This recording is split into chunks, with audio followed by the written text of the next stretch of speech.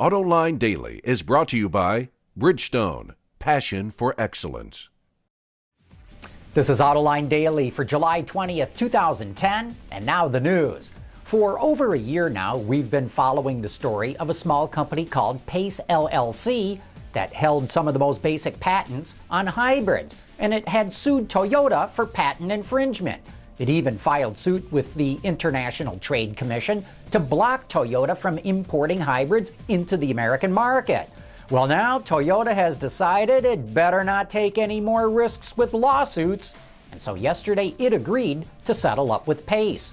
Bloomberg reports that terms of the settlement were not divulged, but Toyota will pay Paice more royalties for its patent. Earlier this month, the Ford Motor Company also agreed to pay royalties to Paice for the hybrids that it builds. And speaking of hybrids, a top engineer at GM says that they're going to play a big role to meet fuel economy standards for light trucks in the U.S.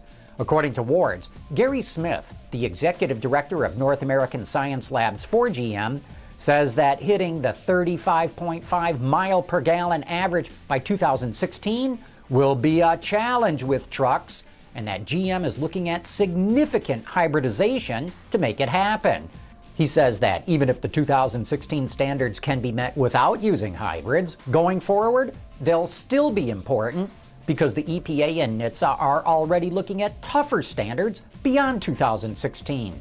Currently, GM is the only automaker that offers a hybrid truck, but a base hybrid Silverado costs $10,000 more than a base Silverado without hybrid technology.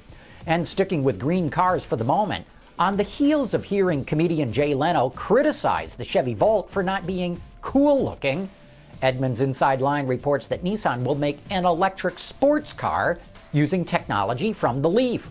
No other details to the report, but Edmunds speculates that the car could either be based on the 370Z or the Infiniti Essence concept car.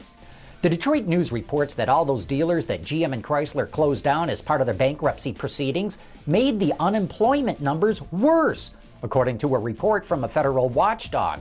When the Automotive Task Force dictated that the automakers get rid of around 2,000 dealers, it did not take into account the impact that would have on unemployment, the report says.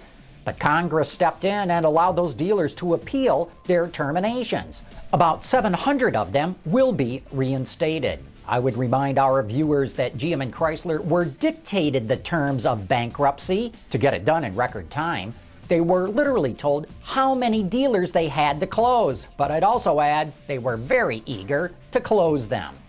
6-speed transmissions really started spreading throughout the market a few years ago. Today, these advanced gearboxes are in everything from mid-size family sedans to heavy-duty pickup trucks. Taking the numbers game one step further, literally, Mercedes-Benz trumped the trend with a 7-speed automatic. Lexus followed suit, topping them with an 8. Now BMW and Audi both offer 8-speed automatic transmissions, but Autocar reports that Mercedes is working on a 9.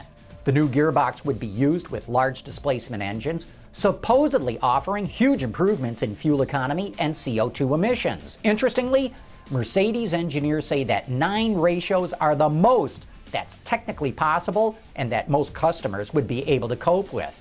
But I say, anybody remember that twin-stick transmission that Mitsubishi sold back in the early 80s?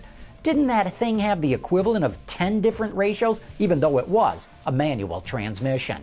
And speaking of numbers, rolling 100,000 miles on the odometer is kind of a big deal. 200,000? That's worth celebrating. And 300,000? Well, that's almost unheard of.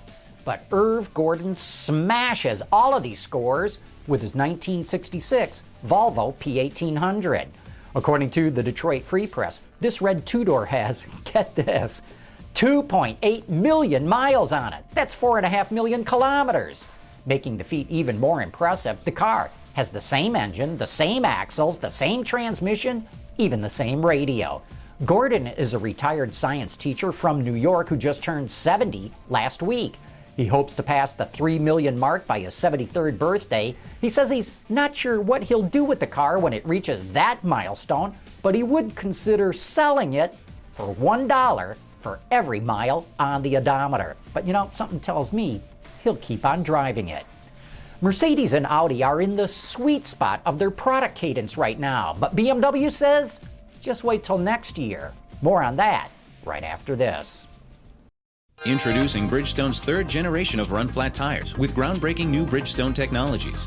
Bridgestone run-flat tires offer improved ride comfort, lower rolling resistance, and improved wear while giving you the peace of mind and comfort you need.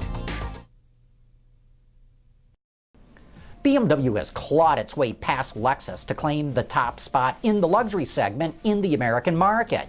But Mercedes and Audi are now growing faster than BMW. But we recently caught up with Richard Breckus, the head of sales for BMW North America, who says they're not worried. It all has to do with the product cycle of the competition. And while Mercedes and Audi are strong now, BMW likes what it has coming next year. I mean, if we look at the competitors, what we see is, as I said, X3 is a particular issue for us because we're in build-out.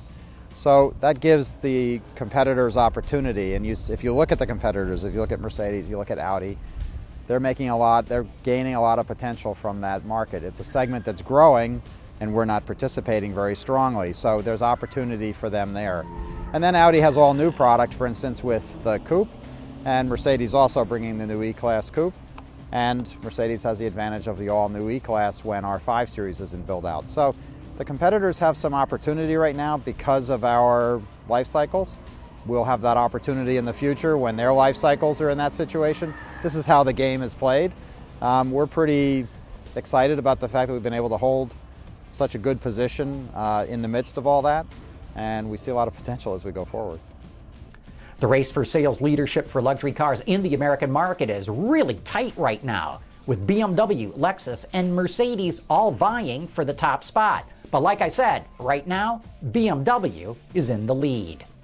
And that's it for the top news in today's global automotive industry. Thanks for watching. We'll see you tomorrow.